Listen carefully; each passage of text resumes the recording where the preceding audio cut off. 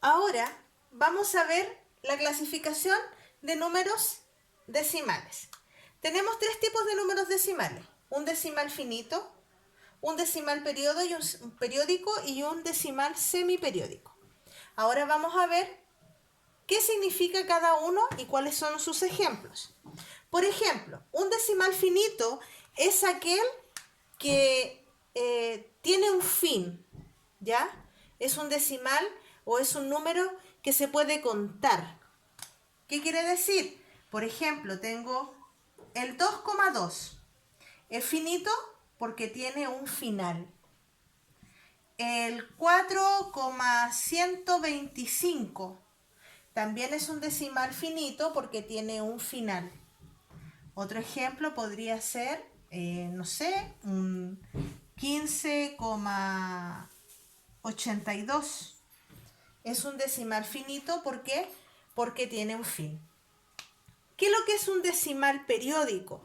Un decimal periódico es aquel que obviamente es el resultado de una división, pero la característica que tiene que uno de sus dígitos se va a repetir, 1, 2 o 3, se van a repetir indefinidamente. ¿Qué quiere decir eso?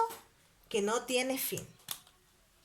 Por ejemplo, si yo tengo 2,33333333, eso va a ser de forma infinita.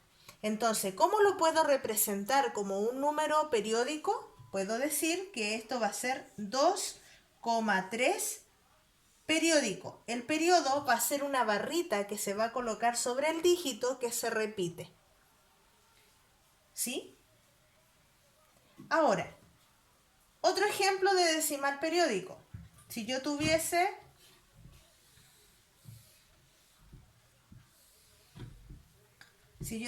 por ejemplo, 145,28 infinitamente.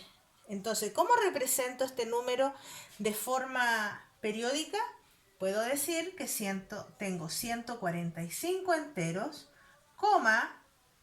28, y si me fijo es el 28 el que se repite. Por lo tanto, sobre esos dos dígitos coloco la barrita. Eso quiere decir que se repite el 28 de forma indefinida. Ahora vamos a tener aquellos números decimales que son decimales semiperiódicos.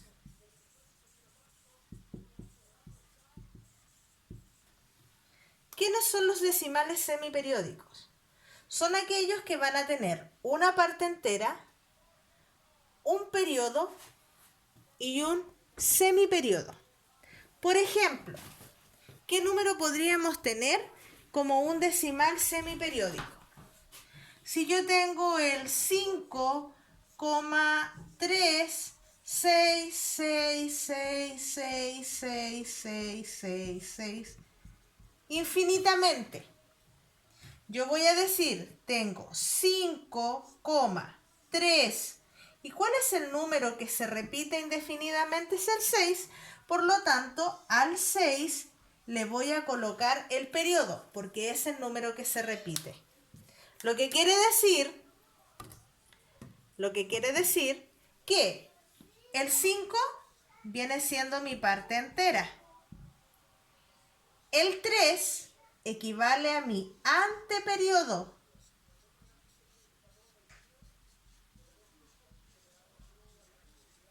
Y el 6 corresponde a mi periodo. ¿Sí? Ahora, tenemos que transformar, por ejemplo, tenemos que expresar un número. Y expresar un número significa representar. Y yo voy a tener el número 0,866596. Pero el 96 es periodo. Si yo tuviese que identificar ese número, ¿en qué clasificación la tendría?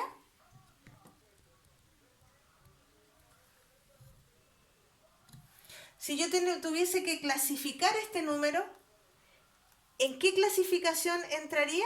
Entonces yo digo, a ver, tiene una parte entera, tiene un anteperiodo y tiene un periodo. Eso quiere decir que primero lo clasifico como un número semiperiódico. ¿Sí? Ahora, si yo lo tuviera que representar en una forma infinita a este número, yo tendría que decir que esto sería 0,86, 65 y ojo, 96 es el que tiene el periodo, por lo tanto se repite infinitamente. Yo coloco 96, 96, 96, 96, 96 infinitamente y ese número no va a terminar.